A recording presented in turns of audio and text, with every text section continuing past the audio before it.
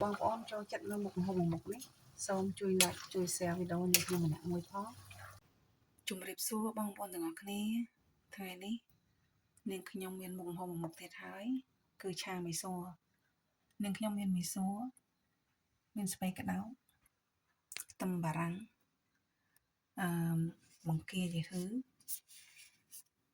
ពោះសណ្តែកជាកណោផ្សិតចាមានសាច់ខ្ទឹមសម្រេចសាវស៊ុបនិងស្ករបន្តិចបន្តួចតែបន្តិចហើយបងប្អូនខ្ទឹមសខ្ទឹមក្រហមដាក់ស្ករក្រហមបន្តិចដើម្បីឲ្យវាក្រហមស្អាតដាក់សាច់ចូល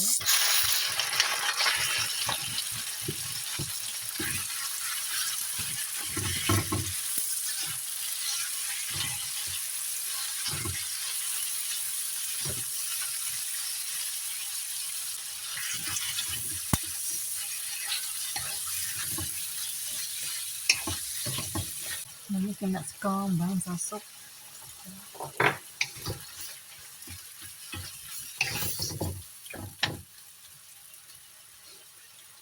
នេះគឺជាបង្គាហើយនឹងយឺហឺ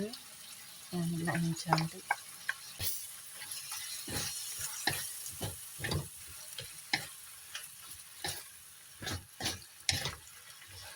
បន្ទាប់មកខ្ញុំដាក់ផ្សិតក្រៀមហើយនឹងជាបដោ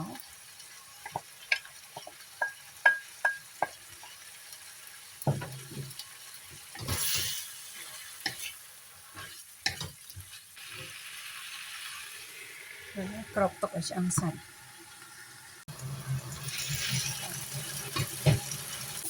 និងក្រៀមបងប្អូនឃើញនេះស្ងួតទឹកឆ្អិនហើយខ្ញុំចាក់បន្លែចូលពេលបដោ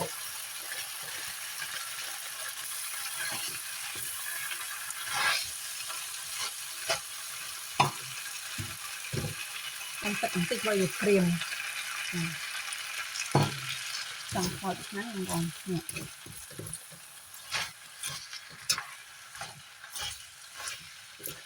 ហើយខ្ញុំគ្របទុកឲ្យឆ្អិនបន្លែ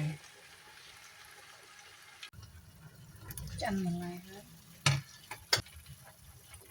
បើវាយ៉ាងគោកបងប្អូនដាក់ទឹកថែមតិចទៅបងប្អូនណាព្រោះអីយើងប្រើមីសួររីកដាក់ទឹកចូលឲ្យបានច្រើនចឹងណាកុំតរិចអស់បងប្អូននេះគឺជាពោះសណ្តែកខ្ញុំដាក់ចូល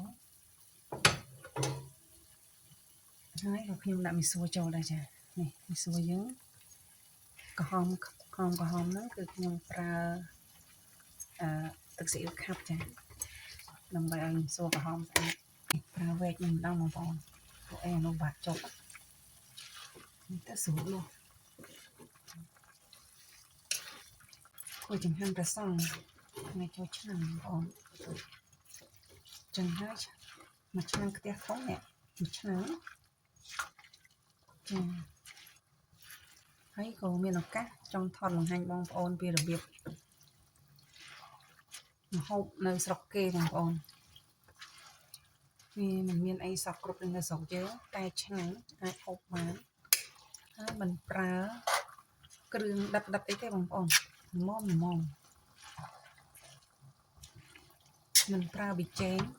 ប្រើស្ករតិចមិនប្រើអ៊ុយស្ទ័រមិនប្រើគ្រឿងដិតទេបងប្អូនខ្ញុំជម្រាបចឹងចុងក្រោយខ្ញុំដាក់